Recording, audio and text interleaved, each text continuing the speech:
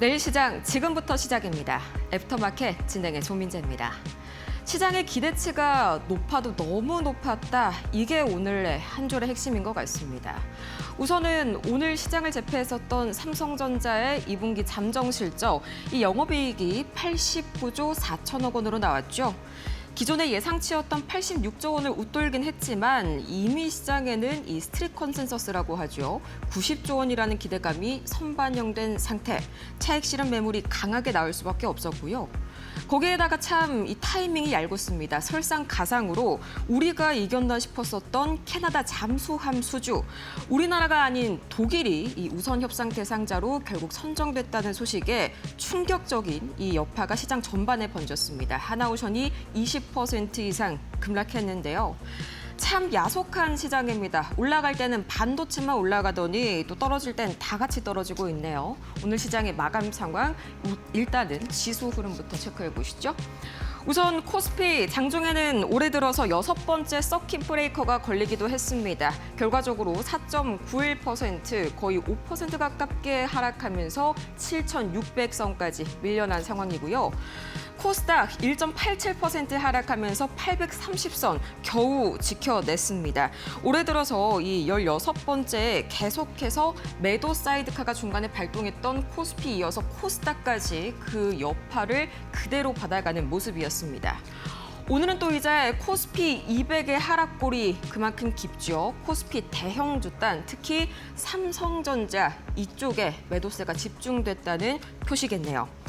그러면 과연 하루 동안 정말 다이나믹한 흐름을 보였던 지수, 어떤 일들이 있었을까요? 가장 먼저 코스피입니다. 이 예상 구간에 딱 부합한 삼성전자 실적에 세론이 강하게 나왔죠. 장 초반부터 하락 출발했던 이 코스피 지수, 갈수록 외인 매도가 좀 거세지게 되면서 전일 저가는 물론이고요. 전저점까지 깨지는 모습이 나타났습니다. 결국에는 오전 11시경에 매도 사이드카가 발동이 됐고요. 오후 2시경에 서킷 브레이커까지 발동되게 되면서 1,300, 7,380선까지 밀려나고 말았습니다. 이때가 딱 서킷 브레이커 구간이겠죠. 이 서킷이 풀리자마자 약간의 이 매수세가 들어오긴 했습니다만 지수를 다시 돌이키기에는 역부족이었습니다. 코스닥도 마찬가지로 보시죠. 코스닥, 코스피에 비해서는 오늘 굉장히 견조한 상승 출발을 보였습니다. 반도체 소부장이랑 바이오 쪽에 장초반 매수세가 들어왔죠. 덕분에 한때는 860선까지 올라갔습니다만 이 코스피 급락의 영향을 피해갈 수가 없었습니다. 오전장에서 바로 하락 전환하게 되면서 순식간에 전일 저점 밑으로 밀려났고요. 812선까지 터치하는 모습이 나왔네요. 그럼 오늘 같은 시장 속에서 수급은 어떻게 움직였을까요? 가장 먼저 코스피 수급부터 챙겨보시죠. 역시나 오늘 외국인과 기관이 나란히 팔아낸 코스피였는데요. 특히나 외국인이 거의 3조 원 가까이 팔아냈습니다. 특히나 삼성전자에 대한 외국인의 매도가 엄청났는데 지금 시각 기준으로 이 삼성전자에 대한 외국인 보유율이 17년 만에 최저치를 기록하고 있거든요. 그만큼 이 외국인들에 대한 의구심이 더욱 커진 하루였다라고 볼 수가 있겠습니다. 이 코스피 매수 기관은요, 그나마 조금 이 매도폭이 덜 했는데 금투 쪽에서 그나마 살짝 이 매수세가 잡히는 그런 모습이었습니다. 코스피 선물의 경우에는 외인이 4천억 원 판 거를 다시 되사면서 좀 지수를 끌어올리는 모습이 나왔는데 결국에는 지금 이 전자닉스 ETF가 모든 수급을 결정을 하고 있다. 정리해 볼 수가 있겠습니다. 이런 와중에 개인들은 계속해서 이 저가 매수하는 흐름들이 나와줬었고요. 코스닥은 오늘 외인이 다시 한번 이 사주는 흐름에 들어갔습니다. 개인과 기관은 나란히 팔아냈고요. 이 삼성닉스가 멈춰서면 돈이 좀 확산되지 않을까 싶었는데 폭락이 확산될 뿐이었네요. 이 점이 다시 한번 확인된 하루였습니다. 그럼 과연 이런 장세를 만든 오늘의 가장 큰 이슈죠. 이 삼성전자 분명히 좋은 실적을 발표했고 이 사상 최대치라는 키워드가 계속해서 나오는데 왜 이렇게 급락을 했을까? 자, 매출도 사상 최대였고요. 실적도 사상 최대, 영업이익도 사상 최대였습니다. 그런데 주가는 장중에 10% 가까운 급락이 나왔었죠. 일단 전반적인 실적 한번 보시죠. 영업이익이 제일 중요했습니다. 이게 사실상 기업의 성패를 가르는 그런 수익성 지표라고 할 수가 있거든요.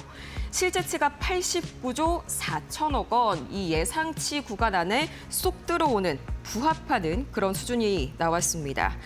일단 같은 기간 대비해서 이 전년 대비해서 영업이익이 20% 가까이 급등했고요. 엔비디아를 제치고 영업이익이 세계 1위를 차지했습니다. 그런데 이런 타이틀보다 더 중요한 게 있거든요. 우선은 오늘의 실적을 통해서 한 가지 확인이 된 점은 메모리 업황이 시장 우려만큼 나쁘지는 않았다. 원래 우리가 기존대로 생각을 하던 것이 확인이 됐다. 플러스 알파까지는 아니라는 점이죠. 조금 더 자세하게 보도록 하겠습니다. 자, 우선은요, 이 분위기가 처음부터 좋지가 않았었죠. 지난주부터 계속해서 AI 관련해서 수익화 논란 일어났던 거는 알고 계셨을 겁니다. 메타가 갑자기 AI 투자를 컴퓨팅 용량을 임대를 한다. 마이클 버리가 마이크론에 숏을 쳤다. 데이터 센터 투자의 속도를 조절한다. 이런 우려들이 지난주부터 계속해서 나오면서 AI 투자 수익률, 투자를 했을 때 이게 얼마만큼 돌아오는지 ROI에 대한 의구심이 한껏 커진 상태였죠. 그런데 이런 상황에서 이 삼성전자의 실적 발표가 나오다 보니까 오히려 지금 이 차익 실현을 해야겠다라는 트리거로 작용이 된 거죠. 두 번째는요, 시장의 눈높이가 높아져도 너무 높아졌다는 점입니다. JP모건이 이런 코멘트를 남겼는데요. 최근 시장에서 영업이익이 거의 100조 원도 넘보는 그런 엄청난 기대감이 형성이 됐었거든요. 근데 실제 숫자를 열어보니까 89조 4천억 원. 절대적으로는 좋은 실적이긴 합니다만 이미 기대가 너무 높았던 만큼 실망 매물이 강하게 나온 거죠. 세 번째는 최근의 시장 구조인데요. 이렇게 삼성전자 실적 발표 났을 때 항상 결과는 좋았었고 이 세론으로 인한 주가 급락은 늘상 있어 왔던 일이죠. 그런데 이번에는요. 그 하락폭이 깊어도 너무나 깊었습니다. 주범은 바로 단일 2배 ETF. 이 상품들이 등장하게 되면서 이 시장의 수급이 완전히 꼬인 건 다들 알고 계시죠. 계속해서 이 단일 ETF 관련 수급들이 변동성을 더욱더 키우면서 원래는 이 정도로 낙폭이 나오면 안 됐었는데 수급적으로 낙폭을 더 키운 영향도 컸습니다. 그리고 마지막 네 번째죠. 이 메타에 대한 이야기도 나왔는데 이 이야기 조금 더 자세하게 보도록 하겠습니다. 이번 하락에서 가장 많이 이야기되는 부분 중에 하나가 바로 메타거든요. 이 많은 분들이 메타가 그럼 AI 투자를 줄이는 거냐라고 하는데 그건 조금 다릅니다. 우선 이 메타가 KPX, AI에 돈을 쓰는 방식을 변화시키고 있는데요. 전략을 크게 바꿨습니다. 어떤 식으로 바꿨냐면은 그동안은 이 AI 투자에 무조건 돈을 많이 쓰는 방식에서 점점 빚도 져야 되고 갈수록 재무지표가 안 좋아지다 보니까 많이 쓰지 말고 효율적으로 쓰자. 더 많이 투자보다는 더 효율적으로 투자하자. 이런 기조로 메타가 AI 전략을 바꿨습니다. 그리고 그게 정통으로 먹혀들고 있습니다. 자, 이전에는요, 엔비디아 GPU를 계속해서 사들이면서 이 데이터 센터를 공격적으로 늘렸다면 이제는 자체 칩의 비중을 더 높이고요. 기존에 갖고 있는 데이터 센터를 더 효율적으로 활용하는 방향으로 전략을 바꾸고 있습니다. 무한정으로 돈을 투자를 할 수가 없으니까 최대한 효과적으로, 효율적으로 돈을 쓰는 방식을 변화시킨 거죠. 그 대표적인 사례가 바로 얼마 전에 이 데이터 센터 컴퓨팅 용량을 대여해준다는 그 뉴스였고요. 자, 그런데 시장은 이걸 좀 다르게 받아들였습니다. 앞으로 이 GPU를 예전처럼 빠르게 공격적으로 늘리지 않는다면 당연히 HBM 같은 AI 메모리 수요도 예전만 못해지겠네. 이런 걱정들이 굉장히 강해진 거죠. 자, 그 결과 AI 기술주에 몰렸었던 자금 일부가 지금 가치주로 이동하는 순환매가 뉴욕 증시에서도 굉장히 빈번하게 나타나고 있죠.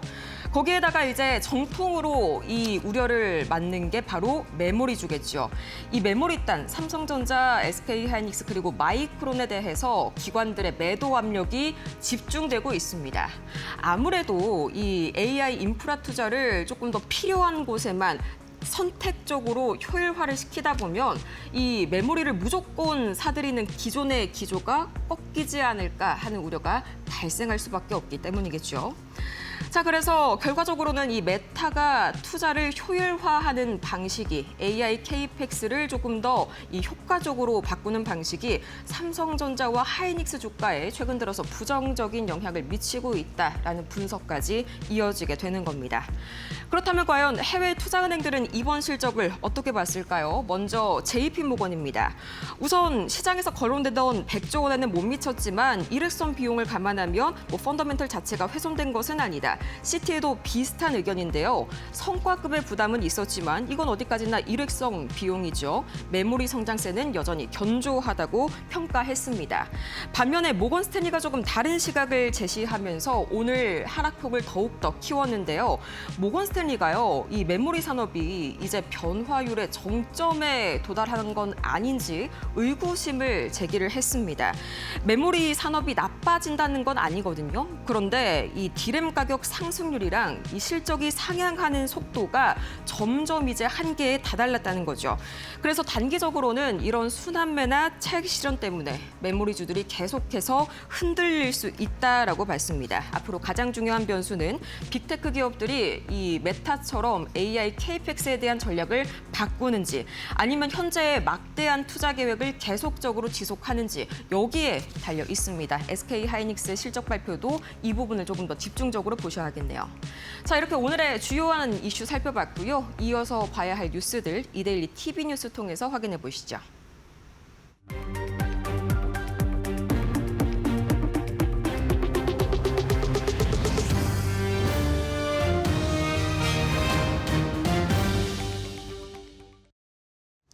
안녕하십니까, 이동재입니다. 이데일리 TV 뉴스 첫 번째 소식 전해드립니다.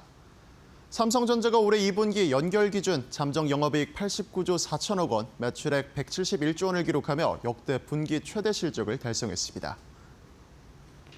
영업이익은 지난해 같은 기간보다 1,810.26%, 매출은 129.31% 증가했습니다.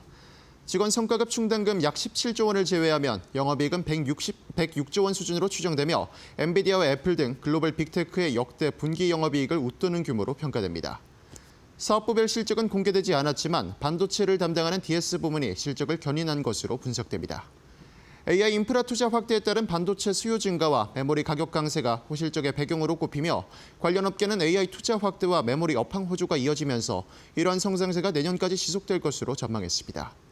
이어서 오늘 삼성전자의 마감가 살펴보도록 하겠습니다. 삼성전자 오늘 세론 나타내면서 장 초반부터 하락하는 모습 보였습니다. 계속해서 하락폭이 확대됐고 장막판에는 낙폭을 조금은 회복하긴 했으나 30만 원 아래에서 장을 마치면서 6.92% 내린 29만 6천 원에 장을 마쳤습니다. 외국인 투자자들의 반도체주 이탈이 이어지는 가운데 외국인의 삼성전자 보유율이 글로벌 금융위기 이후 약 17년 만에 최저 수준으로 떨어졌습니다. 한국거래소에 따르면 전날 기준 외국인의 삼성전자 주식 보유율은 46.69%로 집계됐습니다. 지난 2009년 7월 이후 약 17년 만에 가장 낮은 수준으로 외국인의 삼성전자 보유율은 지난해 말 52.33%에 달했으나 미국 이란 전쟁 이후 50% 선을 내준 뒤 하강 곡선을 그려왔습니다. SK하이닉스 역시도 비슷한 흐름을 보이며 전날 기준 외국인 보유율은 50.17%로 3년 2개월 만에 가장 낮은 수치를 기록했고 오늘 역시도 외국인은 매도 기조를 이어갔습니다. 반면 같은 기간 개인 투자자들은 반도체 투톱에 대한 비투를 늘려가며 대규모 매수에 나섰습니다. 전날 기준 삼성전자의 신용잔고는 5조 5,075억 원으로 지난달 대비 1조 2,465억 원 증가했고 SK하이닉스의 신용잔고도 지난달 대비 1조 5,866억 원 늘어난 5조 3,049억 원을 기록하며 역대 최대치를 새로 썼습니다. LG전자가 올해 2분기 매출과 영업이익 모두에서 역대 2분기 최대 실적을 기록했습니다. LG전자는 오늘 올해 2분기 매출이 23조 8,297억 원, 영업이익은 1조 5,788억 원의 잠정 실적을 기록했다고 공시했습니다. 매출은 지난해 같은 기간보다 14.9%, 영업이익은 146.9% 각각 증가했습니다. 상반기 누적 매출과 영업이익 모두 역대 최대치를 기록했고 특히 상반기 영업이익은 3조 2,525억 원을 기록하며 지난해 연간 영업이익인 2조 4,784억 원을 넘어섰습니다. 매출은 가전과 TV 등 주력 사업에서의 프리미엄 판매가 늘어난 점이 주요했고 계절적 성수기를 맞아 해외 시장을 중심으로 에어컨 판매가 증가한 점도 호재로 작용했습니다. 또한 영업이익에선 매출 성장에 따른 레버리지 효과에 더해 고수익 사업이 성장세를 이어간 데다 사업 전반의 원가 경쟁력 개선과 전사 비상경영 체제 운영 등이 효과를 낸 것으로 분석됐습니다. 오늘 LG전자의 마감가 살펴보도록 하겠습니다. LG전자 오늘 장 초반에는 시장 전반이 밀리면서 하락하는 모습 보였지만 장막판 상승 전환에 성공했습니다. 오늘 1.83% 오른 18만 9,100원에 장을 마쳤습니다. 가자와 빵, 맥주 등 먹거리는 물론 제지와 철강 등 다양한 제조업에 쓰이는 전분과 전분당 가격을 담합한 혐의로 4개 제조업체가 역대 최대 과징금 7,476억 원을 부과받게 됐습니다. 공정거래위원회는 대상과 삼양사, 사조 CPK와 CJ제일제당에 지난 2018년 5월부터 7년 5개월간 전분과 전분당 가격을 담합했다며 가격 재결정 명령과 함께 과징금 7,476억 원을 부과하기로 했습니다. 이번 과징금은 공정위가 담합 사건에 부과한 과징금 중 역대 최대 규모로 이들 기업은 옥수수 가격이 오를 때는 전분과 전분당 판매 가격을 빠르게 올리고 원가가 내릴 때는 가격 인하를 최대한 늦추는 방식으로 담합을 이어왔습니다. 남동일 공정거래위원회 부위원장은 전분당은 식품뿐 아니라 제지와 철강 등 다양한 제조업 분야의 원재료로 사용돼 전분당 가격이 인상될 경우 전후방 산업에 대한 연쇄적 파급 효과가 매우 크다고 밝혔습니다. 또한 이번 사건은 최근 공정위에서 조치한 설탕, 밀가루, 인쇄용지 담합에 이어 국민 체감도가 높은 민생 분야에서 담합을 통한 부당 가격 인상을 진행했기에 엄정 제재했다고 설명했습니다. 지금까지 이데일리 TV 뉴스 전해드렸습니다.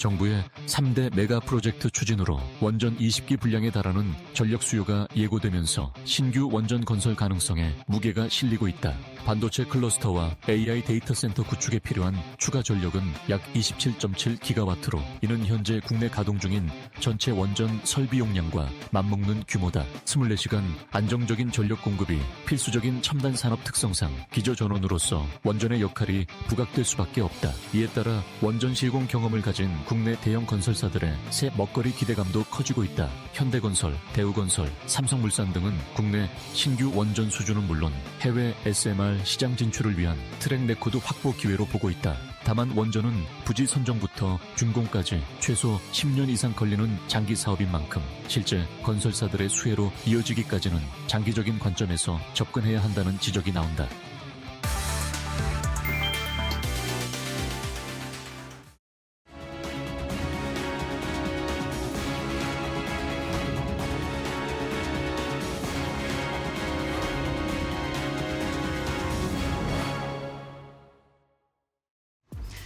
좋은 뉴스의 시장은 웃지 못했습니다. 삼성전자가 호실적을 발표했음에도 불구하고 반도체 투톱이 급락세가 나왔는데요.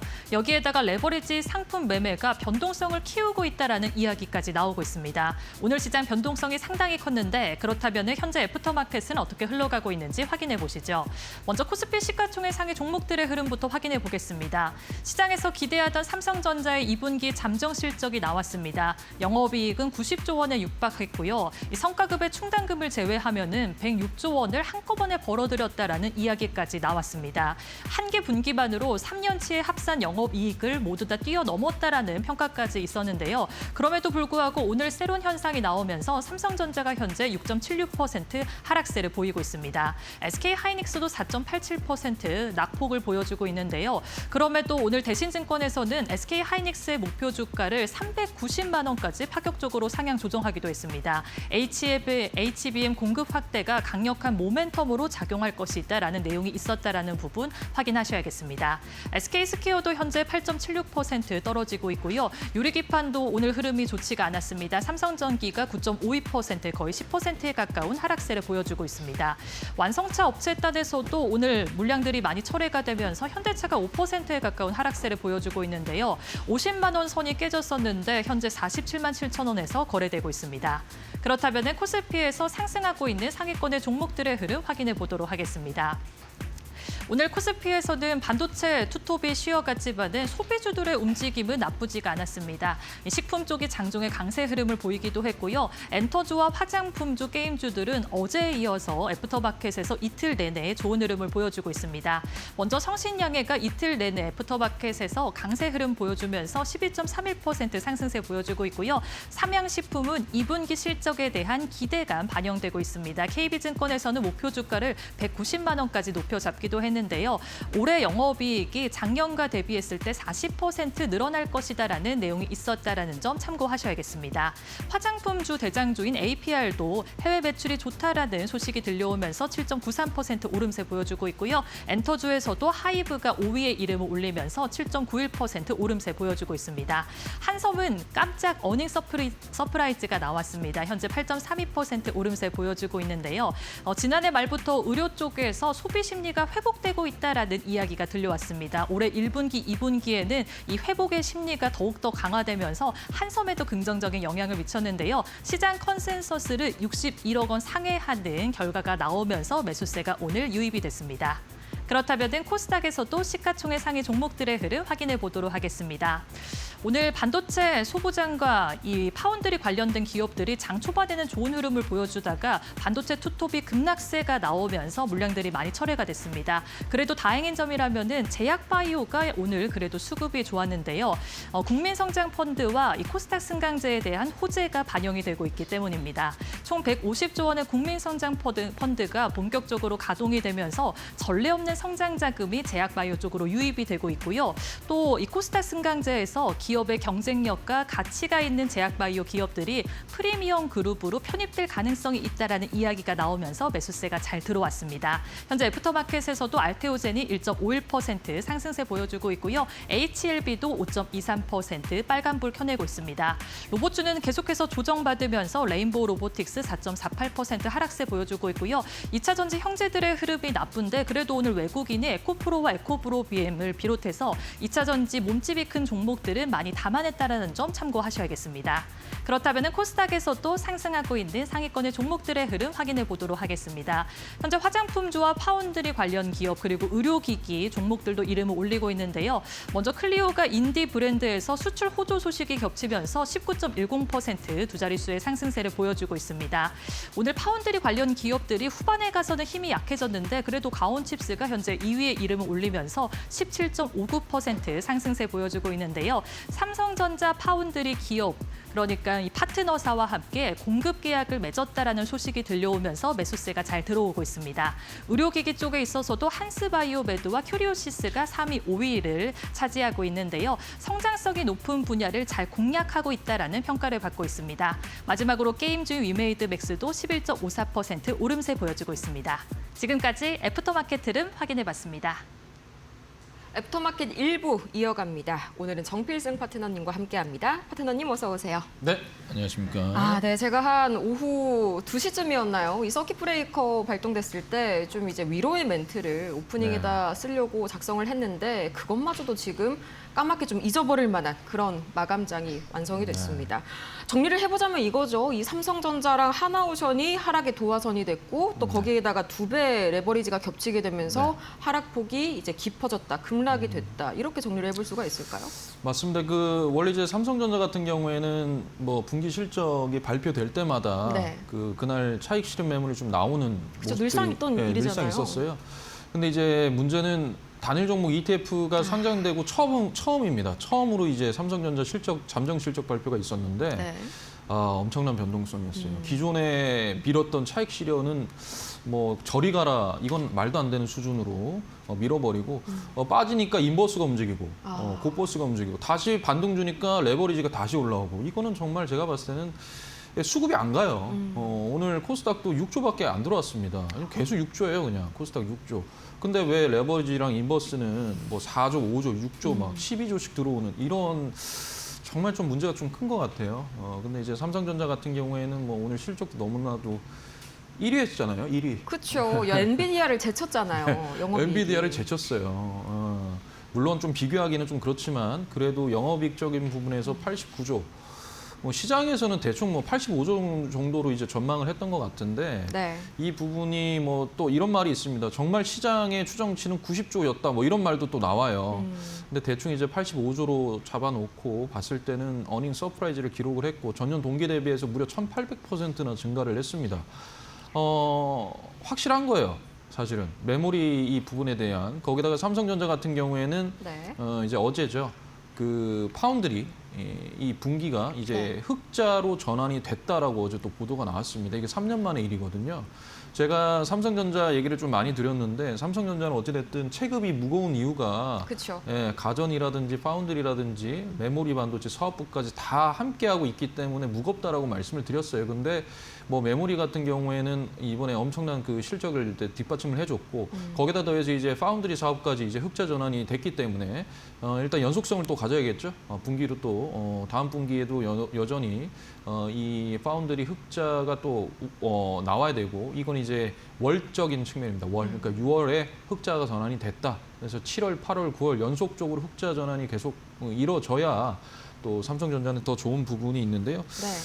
어떻게 보십니까? 우리 앵커님께서는 삼성전자를 저는 세론이 당연히 뭐 나오겠지 싶었는데 이거는 뭐 우리뿐만 아니라 네. 뭐 뉴욕 증시에서도 뭐 마이크론, 엔비디아 다 있는 관례잖아요. 근데 생각보다도 실적 대비해서 그 낙폭이 너무 과해도 과했다. 맞습니다. 역시나 이 레버리지가 개입이 되니까 수급이 말도 안 되게 비정상적으로 되더라고요. 네. 그래서 저희가 이제 사실 특징주 얘기하기 전에 시장 한번 싹 보고 삼성전자 네. 이야기를 하려고 했는데 삼성전자를 빼놓고 좀 이야기할 수가 없는 그런 시장이 됐어요. 없습니다. 오늘의 키워드였어요, 삼성전자. 네, 그렇죠, 그렇죠. 네, 삼성전자가 만약에 오늘 차익 실현이 조금 나오고 다 그대로 말아 올려주는 모습이었으면 전반적으로 수급이 반도체 소부장부터 해서 잘 움직였을 거예요. 근데 장 초반에는 반도체 소부장들이 좀 올라갔어요. 네. 그런데 갑자기 이제 낙폭을 키웠죠.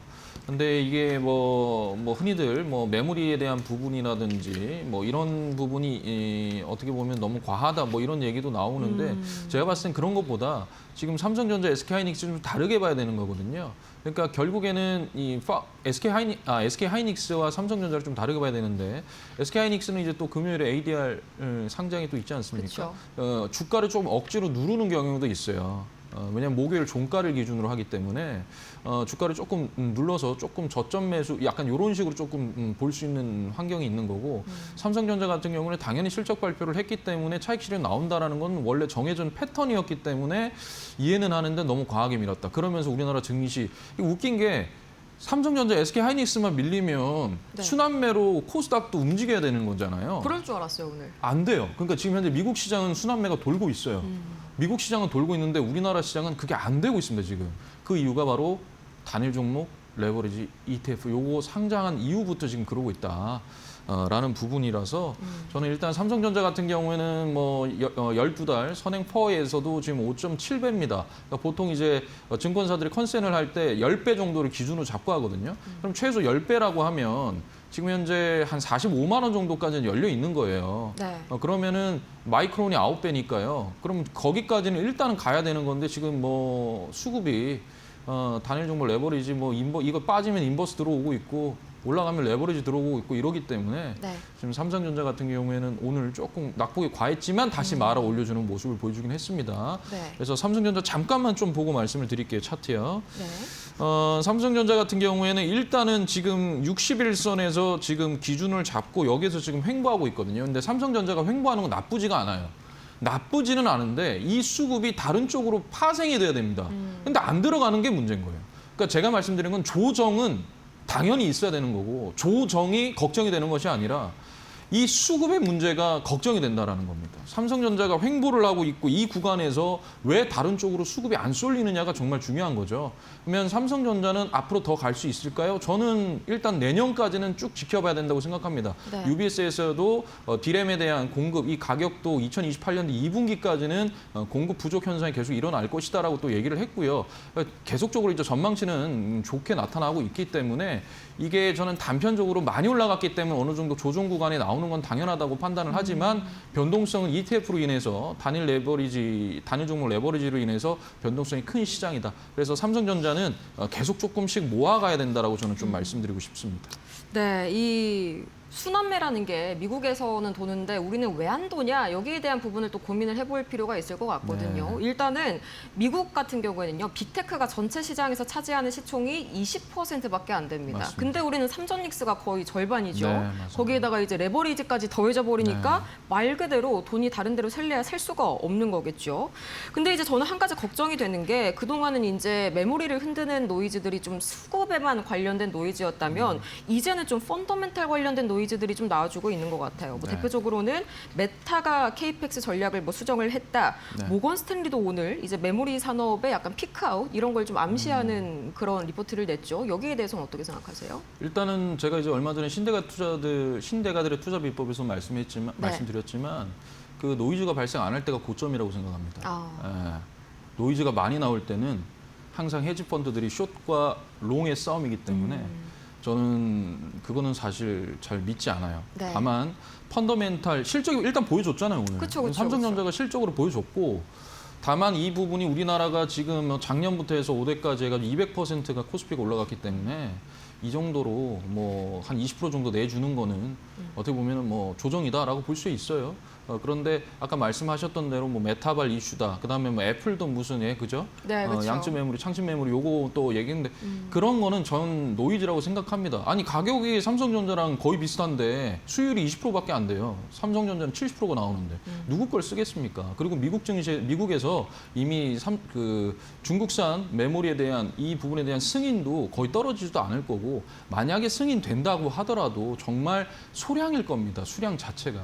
그러니까 그런 노이즈들은 헤지 펀드들의 숏과 롱의 싸움이기 때문에 이게 계속 나올 수밖에 없어요. 다만 이런 게 이제 안 나온다. 그때가 고점이다. 아. 그래서 저는 그렇게 생각하고 있습니다. 무소식이 희소식이다. 그러면 정리를 해보자면 지금은 저가 매수의 기회다라고 생각해도 될까요? 예, 이제 단편적으로? 모아가는 거라고 저는 생각을 합니다. 이제 저점은 어느 정도 어딘지 모르잖아요, 사실. 아무도 모르죠. 지금 현재 우리나라 시장이 저점이 이제 뭐 어딘지를 몰라요. 그러니까 지금은 정말 분할 매수를 막 2%씩, 1%씩 정말 조금씩 모아가야 되는 시장이라고 생각을 합니다. 펀더멘탈. 그다음에 지금 테마로 많이 움직여요. 예를 그렇죠. 들면 광주 네. 부분에서 반도체 클러스터 이 부분에 대해서 지금 건설사들이나 일부 중소형 건설사들이 많이 움직이고 시멘트 관련된 테마도 움직이고 이런데 지금 테마 하실 때가 아닙니다. 왜냐하면 지금 여러분들 많이 물려 계시잖아요. 그런데 다른 종목을 더 들어가겠다 이거는 저는 잘못된 판단이라고 생각하고 네. 오히려 내가 가진 종목을 현금을 보유하고 있다가 내가 가진 종목을 어떻게 대응할지에 대한 문제가 더 저는 중요하다고 생각을 합니다. 네, 반도체냐 호남권 클러스터냐 좀 양자택일을 강요하던 시장이었는데 굉장히 좀 도박성 성격이 상당히 네. 짙어졌죠. 네. 이제 두 번째 특징주 한번 살펴볼까요? 역시나 한화, 오션 이거는요. 제가 이제 뭐 주변에 그쪽에서 일하시는 분들도 계시고 살짝 들어보자면은 진짜로 약간 좀 뒤통수를 맞은 것 같은 약간 그런 느낌이더라고요. 맞습니다. 제가 이제 과거에 애프터마켓에서 하나오션을 좀 여러 번 말씀을 드렸었어요. 네. 근데 이제 그 중에서도 이제 독일과의 대결이잖아요. 근데 독일에 비해서 우리가 조금 안 되는 부분이 사실 독일도 그렇고 우리나라도 그렇고 사실 잠수함만 따졌을 때는 뭐 우리나라 장보감도 그렇고 훨씬 성능이 좋아요. 그리고 기술은 우리가 네. 위죠. 그리고 네. 납기일도 정말 제때제때 맞춰줍니다. 사실 독일이 그렇게 쉽게 맞춰줄지는 저는 잘 모르겠지만 어찌됐든 그 차원인데 결국에는 딱 다른 게 뭐냐면 둘 다 자동차 강국이잖아요. 그렇죠. 그런데 캐나다가 원했던 거는 캐나다 내에 자동차 공장을 만들어 달라 했거든요. 근데 우리나라 현대자동차는 조금 부담이 된다. 미국에 그게 있기 때문에 팩이 있기 때문에 부담이 되니 수소 쪽으로 조금 인프라를 좀 가져가겠다라고 말을 했죠. 반면에 독일은 오케이 했어요. 그러니까 그런 부분도 조금 저는 영향이 좀 있지 않느냐라고 또 생각을 하고 나토 나토가 굉장히 세네요. 그렇죠. 나토도 세죠. 그죠. 네. 그런 부분들로 인해서 하나오션이 조금 너무 좀 안타깝습니다만 그래도 아직까지 뭐 중동이라든지 동남아라든지 잠수함 그리고 함정 수출 그리고 이제 미국 북미 이제 MRO 해군 이후 MRO 유지보수 정비 사업까지 이것도 이제 계속적으로 모멘텀이 있기 때문에 일단은 저는 실적이 일단 너무 잘 나와요 조선은. 그렇죠. 예, 그래서 일단 오늘 그 부분으로 인해서 조금 급락이 나왔습니다. 하지만 저는 충분히 지금 어느 정도 또 모아갈 구간이 오고 있다라고 저는 판단을 하고 하나오션 같은 경우에는 한 85,000원을 변곡점이라고 생각을 하고 그때부터 밑에 하방으로 조금씩 분할 매수면 저는 좀 괜찮지 않을까라고 생각을 합니다. 아직까지 모멘텀은 네. 지금 하나 끝난 거예요. 하나 캐나다. 그 캐나다 하나 떨어졌고 그다음에 이제 뭐 수주적인 면이나 여러 가지 방산적인 부분이나 아직까지 모멘텀이 유효하기 때문에 저는 충분히 하나오션은 다시 한 번 더 분할 매수할 수 있다라고 판단하고 있습니다. 네, 사실 이 미군 함정 MRO 이게 규모적으로 봤을 때는 더 큰 먹거리라고 네, 할 수 네. 있겠죠. 이 85,000원을 변곡점으로 삼아서 분할 매수 관점 유효하다고 말씀을 주셨습니다. 이렇게 오늘 장의 특징적인 종목들 같이 한번 확인해봤고요. 더 자세한 내용 궁금하신 분들은 저희 필승 파트너님과 함께 가시면 좋을 것 같네요. 그렇다면 내일 장에서는 어떤 전략 필요할지 키워드 통해서 바로 확인해 볼까요? 네, 내일 장 키워드 첫 번째는요. 6월 FOMC 의사록 드디어 이번 주 우리 시각으로 목요일 새벽 3시죠. 새로운 연준 의장 이 케빈 허시 의장이 주재하는 회의가 처음으로 열리게 됐는데 거기에 대해서 과연 어떤 이야기들이 오갔는지 체크해 보도록 하겠고요. 그다음 두 번째 키워드 코스닥입니다. 여전히 이 코스닥 30%에 가까운 이 고점 대비 하락폭을 보여주고 있죠. 문제는 뚜렷한 악재가 없는데도 이 웬만한 팬데믹, 전쟁보다도 더 강한 하락폭을 보이고 있다는 점입니다. 이 점 더 자세하게 분석해 보시죠. 네, 먼저 6월 FOMC 의사로 제가 이제 미장 볼 때는 FOMC가 사실 제일 메인 이벤트잖아요. 그렇죠. 네, 메인입니다. 특히나 뭐 이번에는 새로운 연준 의장이 이제 부임을 했는데 네. 우리가 특별하게 관전해야 될 포인트가 있을까요? 일단은 뭐 케빈 허시 연준 의장이 처음으로 이제 주재하는 그렇죠. 또 의사록인데 일단 케빈 허시 연준 의장이 점도표를 안 찍었습니다. 지난번에 찍지 않았어요. 네. 그러니까 어떠한 방향성을 가지는지 사실 불확실하죠. 사실 그게 제일 위험한 겁니다만. 근데 뭐 여러 가지로 뭐 고용 보고서도 일자리 증가에 대한 이 폭도 예상보다 또 부진했고 그로 인해서 이제 금리 인상을 할 수는 없어요. 네. 일자리가 증가가 되지가 않았기 때문에 금리를 올릴 수는 없습니다. 그러면 이제 금리 인상에 대한 조금 그런 부분들이 또 다소 완화가 된 부분은 사실이죠. 그런데 일단은 이제 어떻게 이게 이제 에너지발 인플레이션 그러니까 결국에 CPI든 PPI든 이제 다다음 주에 CPI가 발표가 되는데 네.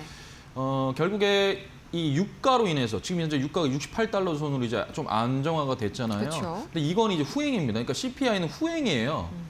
그러니까 이게 내년 한 상반기죠. 내년에 한 3월, 4월 이때 반영이 될 거란 말이에요. 지금은 앞전에 그러니까 전에 우리가 전쟁으로 인해서 중동 리스크로 인해서 유가가 폭등을 했을 때 그거를 지금 이제 겪고 있는 겁니다. 그렇기 때문에 당연히 우리나라도 이제 다음 주입니다. 다음 주에 또 한국은행에서 금리 인상에 대한 어떤 부분을 또 얘기를 할 거예요. 근데 미리 다 시장에 얘기를 했기 때문에 네. 상당수 충격은 좀 덜할 거로 판단합니다. 그리고 연준 같은 경우는 이제 9월이죠. 9월에 금리 인상에 대한 패드워치를 보면 9월에 금리 인상 확률이 굉장히 높아요. 그리고 나서 동결될 확률이 내년에도 계속 동결 의지가 굉장히 있는 것 같아요. 그러니까 일단 이제 금리의 방향성이 어떻게 되느냐. 그러니까 9월에 어떤 식으로 7월은 거의 뭐 동결이나 다름없는데 9월의 방향성이 또 어떻게 될지. 그러면 실질적으로 내부적으로 요게 금리에 대한 부분을 얼마나 또 통합을 하고 있는 건지 그런 여러 가지 부분들을 또 알 수가 있는 굉장히 좀 중요한 이벤트입니다. 그래서 네. 이제 목요일 새벽에 연준의 6월 FOMC 의사록을 통해서 앞으로의 연준의 금리 방향성을 조금 더 구체화하지 않을까라는 생각을 하고 있습니다.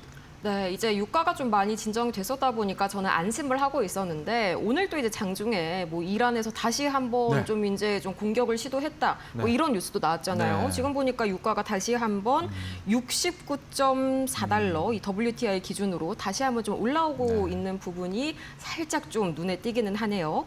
이제 코스닥 이야기로 또 한번 넘어가 볼까요? 코스닥 악재가 없는 게 더 무서워요. 네, 맞습니다. 제가 이유가 지금 3주 없잖아요. 연속 네. 핵심 키워드로 코스닥을 가지고 오고 있는데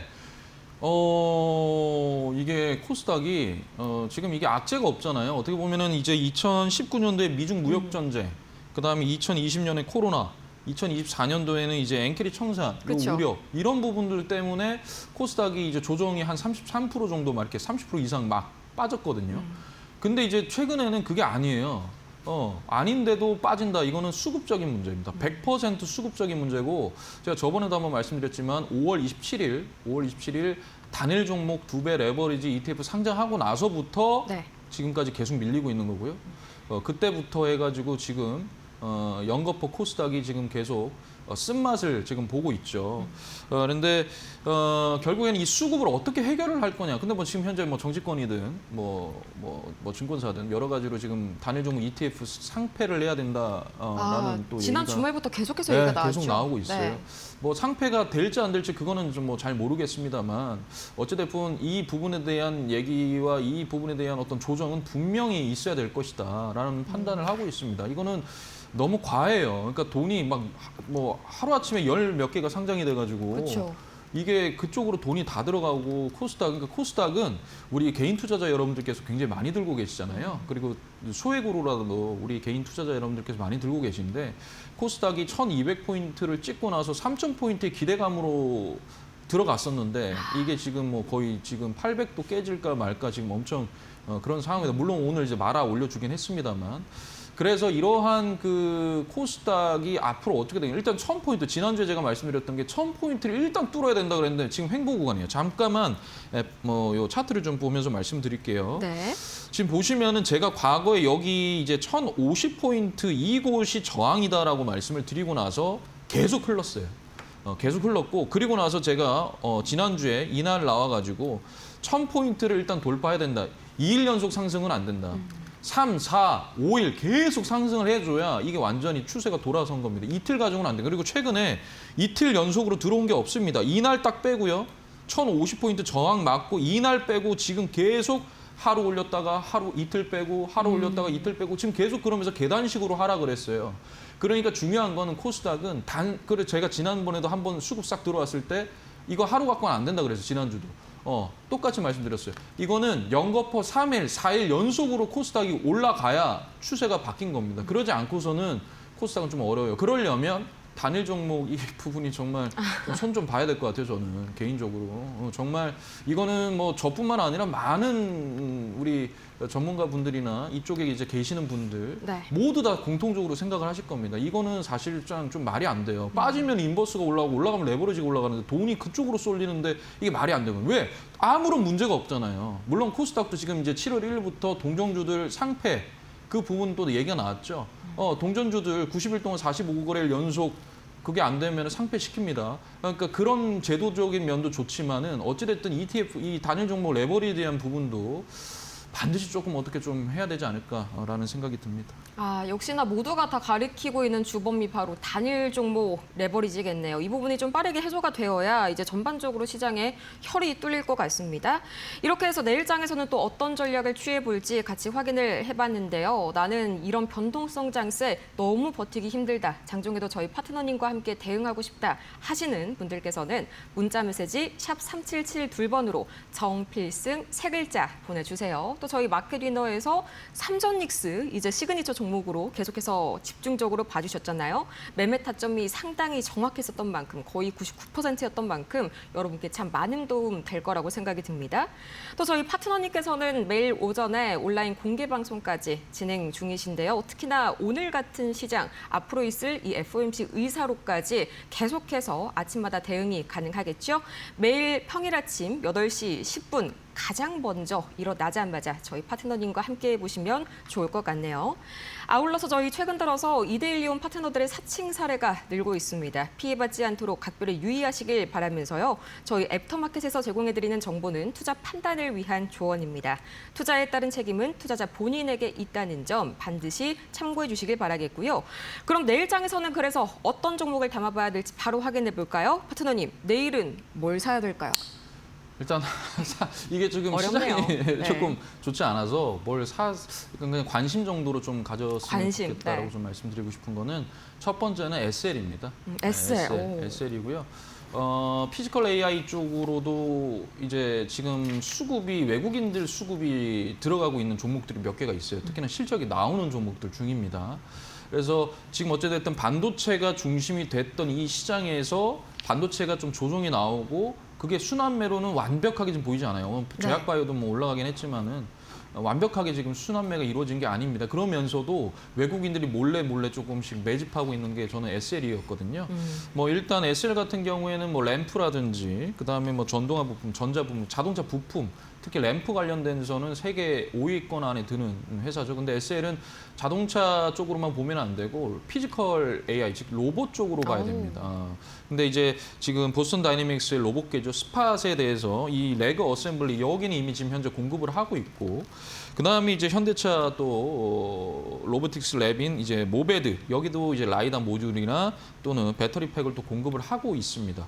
거기다가 휴머노이드 이 아틀라스 보셨나요? 아틀라스 브라질 굉장히 또 깜짝 놀랐습니다. 네, 저는. 공 네. 이렇게 하는 거죠. 깜짝 놀랐어요. 너무 잘 만들었더라고요. 저보다 잘하더라고요. 네. 정말 괜찮았어요. 그래서 이 아틀라스에 대한 또 램프 및 또 어셈블리 이 부품도 이제 공급할 예정입니다. 결국에 제가 이제 현대차 그룹 얘기를 또 해드렸었는데 네. 결국에는 이제 피지컬 AI 쪽으로 좀 봐야 된다. 이게 또 우리나라 정책적인 부분도 있고요. 전반적으로 AI의 최종은 무엇이냐?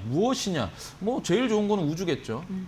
AI에 대한 최종은 우주겠죠. 그 저는 뭐냐? 저는 로봇이라고 생각을 합니다. 휴머노이드 로봇이라고 생각을 하는데 지금 뭐 여러 가지로 뭐 노조도 그렇고 뭐 여러 가지로 그렇지 않습니까? 사람이 위험한 어떤 그런 일도 로봇이 대신 처리를 해야 되고 그런 여러 가지로 또 인구가 감소를 하고 있고 그런 면에 있어서는 휴머노이드 로봇이 최고로 우주 다음으로 저는 중요한 어떤 목표 지점 같아요. 그래서 이런 부분들은 지금 당장 실적이 나오고 하진 않아요. 조금씩 기대감으로 형성되어 있고 이런 거는 제가 지난번에도 LG전자 한번 말씀드렸는데 조금 모아가야 된다라고 생각을 합니다. 그래서 SL을 말씀드렸고요. 잠깐 차트 보면 좀 말씀드리겠습니다. 네. 최근에 SL 그 외국인들이 계속 몰래 이렇게 매집을 하고 있어요. 지금 보시면은 계속 사고 있어요. 계속 들어오네요. 네, 수급이. 계속 들어오고 있어요. 우리는 시장은 빠졌잖아요. 우와 이랬는데 계속 이게 제가 아침 무료 방송에서도 말씀을 계속 드렸었어요. 이거랑 SPG랑 두 개는 계속 외국인들 수급이 계속 들어오고 있다. 그런데 중요한 거는 차트상에서는 상승분은 어느 정도 반납하고 여기서 지금 박스권을 이렇게 치고 있습니다. 여기서 지금 박스권을 이렇게 치고 있죠.